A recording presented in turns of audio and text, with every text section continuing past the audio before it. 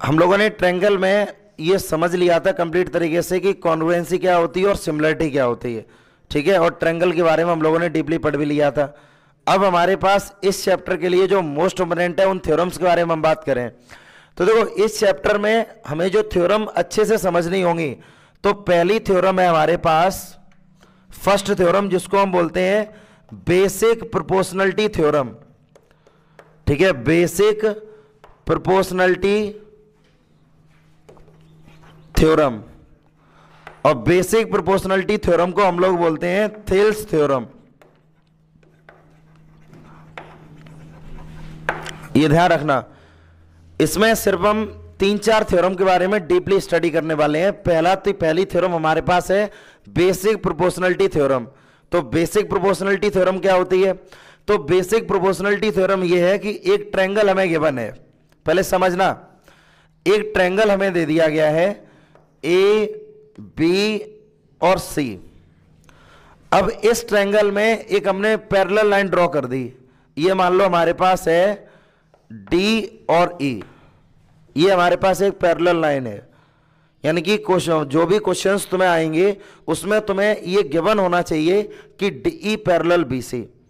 Thales theorem की essential जो condition है, वो इसेंशियल कंडीशन यही है कि जो डी ई है वो बी सी के पैरेलल होनी चाहिए। अगर डी ई बी सी के पैरेलल है तभी हम थ्योरम को यूज कर सकते हैं। तो देखो यहां से, यानी कि हमारे पास पहले से ही क्वेश्चन में ये दिया जाएगा D E parallel B C. अगर ये पैरेलल गिवन है तभी हम थेल्स थ्योरम को लगा सकते हैं। तो थेल्स थ्योरम ये होती है कि अगर डी ई बी सी के पैरेलल है then A E upon E B is equal to A D upon D C. ये भी हम कर सकते हैं। क्लियर है ना कि अगर डी ई बी सी के पैरेलल है तो साइड का ratio A E upon E B is equal to A D upon D E, इनका रेशियो आपस में इक्वल होगा। एक तो ये रेशियो इक्वल होगा, और तुम इसमें कंप्लीट साइड भी ले सकते हो। और क्या लिख सकते हो इसमें? तुम लिख सकते हो ए ई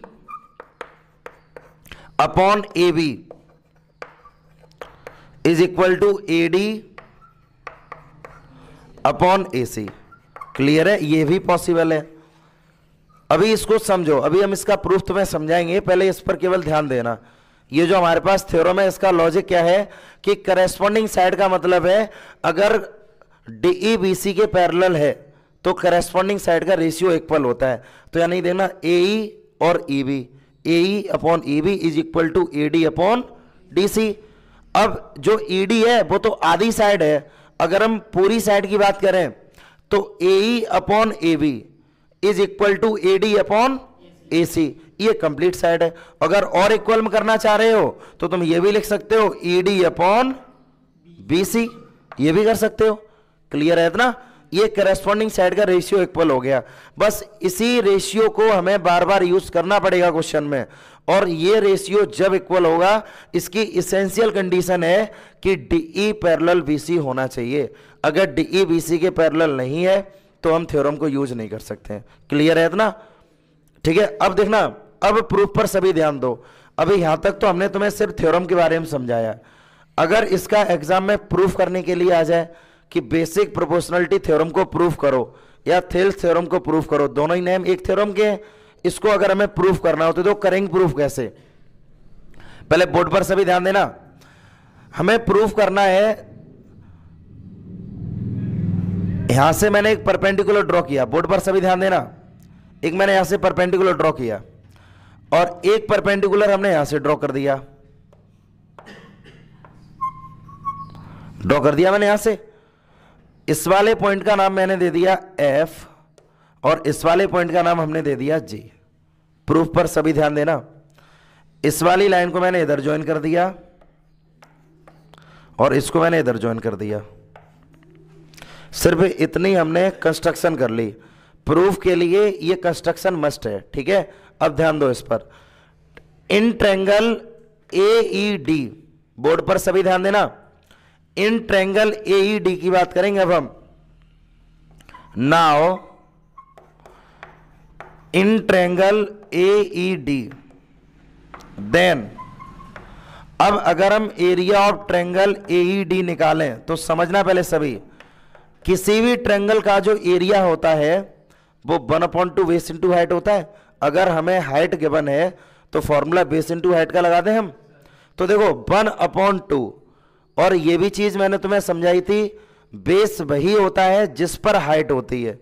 तो अगर हम AD बेस ले लें, समझना पहले इधर, AD अगर बेस ले लें तो हाइट तो तुम्हारी EF हो जाएगी, क्योंकि परपेंडिकुलर जिस साइड पर पड़ा होता है वही साइड हमारा बेस होती है। तो अगर हम 1/2 बेस, अगर हमने बेस ले लिया AD, तो हाइट हमारे पास हो जाएगी EF।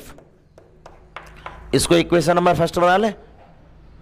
Again area of triangle AED is equal to 1/2।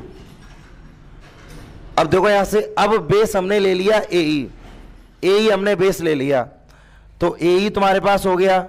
और अगर AE बेस है तो हाइट हो जाएगी तुम्हारे पास अब GD, तो यहां पर हम लिखते हैं GD। इसको बना लो इक्वेशन नंबर सेकंड। क्लियर है इतना? दो इक्वेशन हमने बना ली। ये भी एरिया ऑफ ट्रायंगल AED है और ये भी एरिया ऑफ ट्रायंगल AED है, तो दोनों आपस में इक्वल है या नहीं है? तो यानी कि अगर हम पहले लॉजिक पर केवल ध्यान देना, अगर इनको हम लिखना चाहें तो इसको हम ये लिख सकते हैं by equation first and second, by equation first and second. तो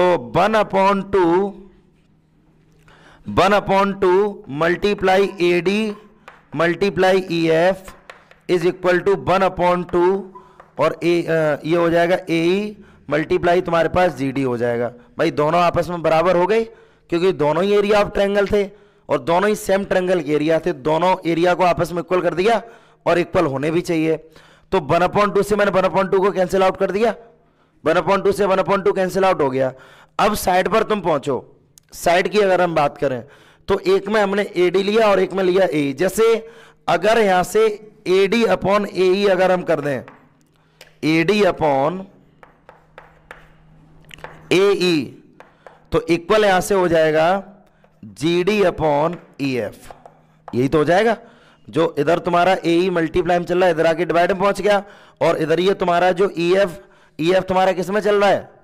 मल्टीप्लाई में, तो इधर जाके किस में पहुंच जाएगा? डिवाइड में।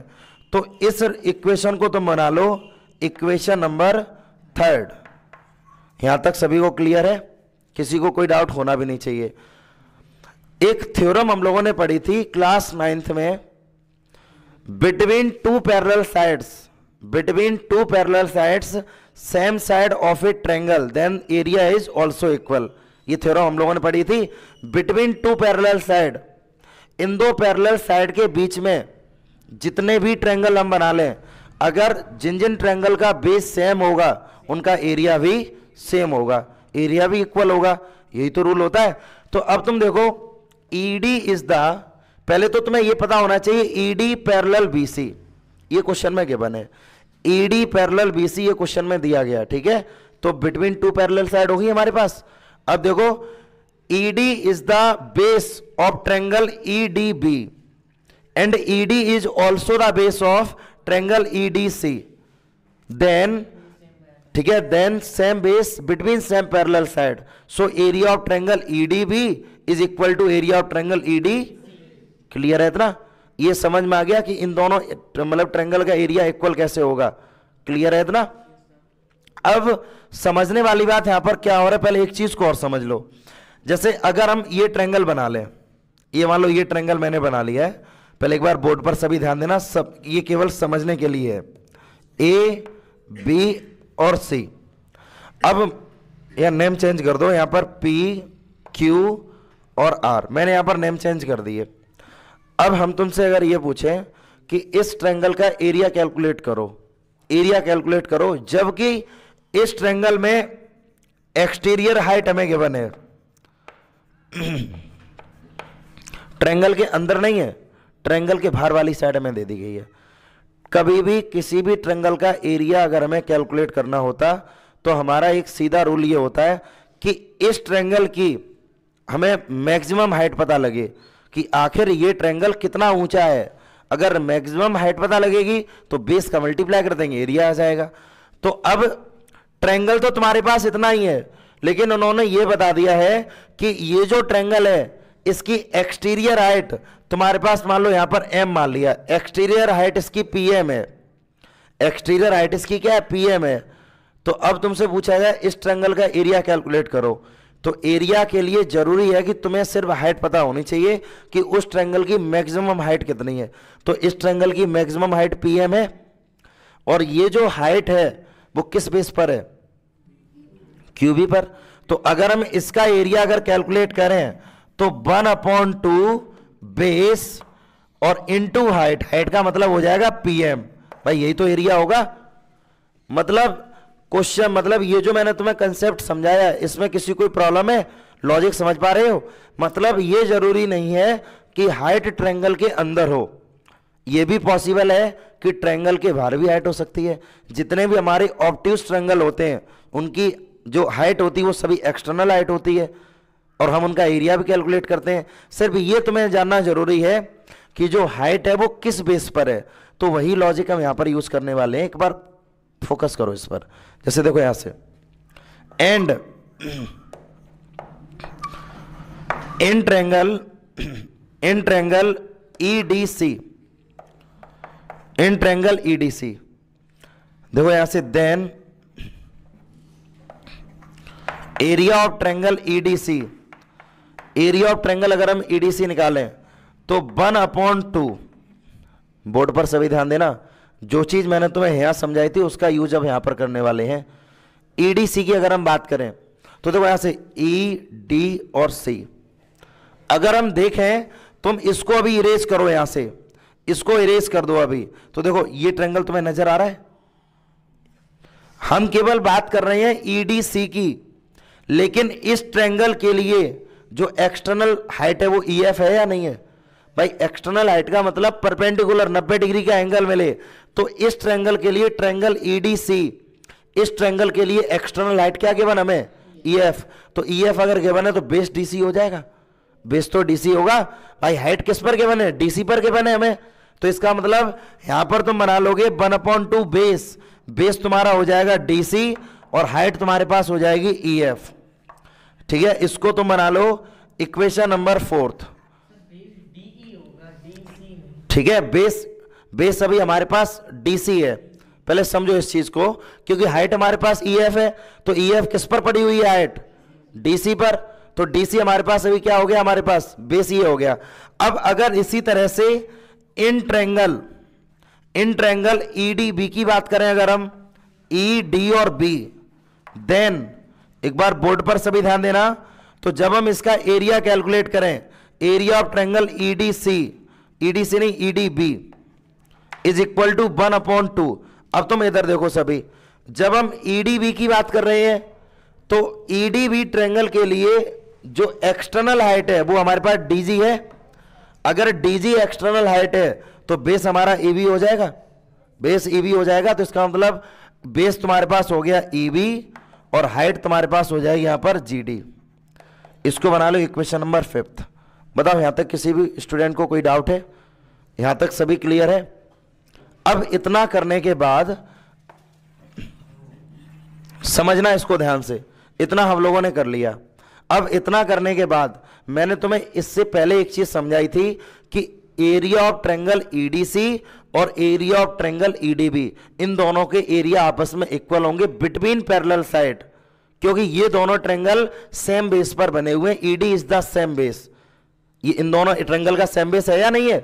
तो इसका मतलब यहां पर तुम लिखोगे as we know that area of triangle EDC is equal to area of triangle EDB, ED और B। ठीक है, और वो भी क्यों, बिकॉज में लिख दोगे ED is the same base, ED is the same base between parallel side, between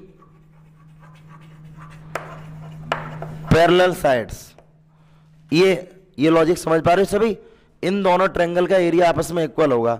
जब इन दोनों ट्रायंगल का एरिया आपस में इक्वल होगा तो मतलब हम इसको लिख सकते हैं by equation fourth and fifth. Fourth और फिफ्थ की बात करें तो 1/2 मल्टीप्लाई DC और multiply EF is equal to हो जाएगा तुम्हारे पास 1/2 मल्टीप्लाई EB और मल्टीप्लाई हो जाएगा GD। 1/2 से 1/2 कैंसिल आउट कर दें। तुम्हें रिलेशन जो चाहिए, रिलेशन तुम्हें GD और EF का चाहिए, तो GD और EF का रिलेशन निकालो यहां से। तो ये तुम्हें मिल जाएगा GD इधर चल रहा है तो इधर ये EF तुम्हारा मल्टीप्लाई उधर साइड डिवाइड में भेज दो, तो DC upon EB is equal to हो जाएगा GD अपॉन EF। अब इसको बना ले इक्वेशन नंबर 6। केवल हमें ये वर्क इसलिए करना पड़ा कि हमें क्वेश्चन का ये रूल होता है कि जो भी अपनी तरफ से तुम लेट करते हो लास्ट में उसको रिप्लेस भी करना पड़ता है।